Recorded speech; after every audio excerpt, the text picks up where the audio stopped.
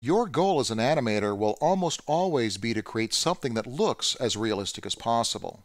And the stakes are high as your audience has come to expect an almost photorealistic quality to your work.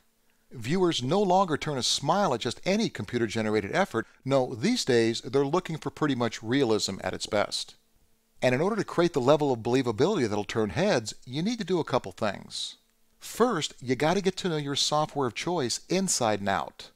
You never want it to be the software or your ability to use the software to be what holds you back. The second thing you got to do is attempt to use a reference of some kind with whatever you're doing. Modeling, materials, lighting a scene, animating a character, it doesn't matter what you're doing, you most always will do a better job if you have a reference to compare to or against. So if you're modeling, find a real-world example that looks just like what you're trying to make, or at least a picture of that object. If you're applying a skin to a surface that looks like, let's say, old rusty metal, get your camera and guess what? Take a picture of something that has a similar type surface. It's not too hard to find things that are beat up, no matter where you live. If you're trying to light a scene a certain way, pull out something like an architectural digest, or better yet, open your eyes and study your surrounds at the desired time of day. If you can light a computer scene as well as the world you live in, chances are it's going to look pretty darn good. And when getting down to animating, again, the world's your best reference. And a setup with a TV and a hard drive, a DVR in other words, can be indispensable in you grabbing footage of whatever you need. Sporting events, nature shows, it's all just a channel change away.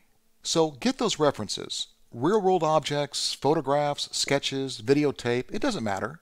They're all terrific and indispensable when wanting something you can work towards or to compare to.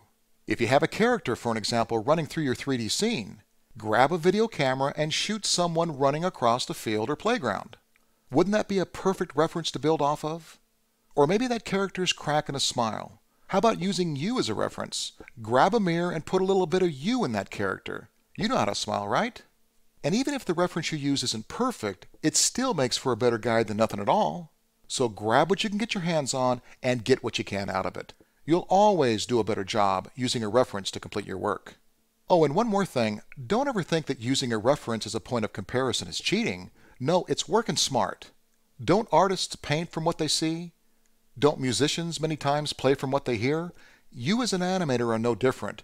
If you're going to get paid to recreate the world you live in to the best of your ability, why not use that world as your reference? Ever heard the saying, work smarter, not harder?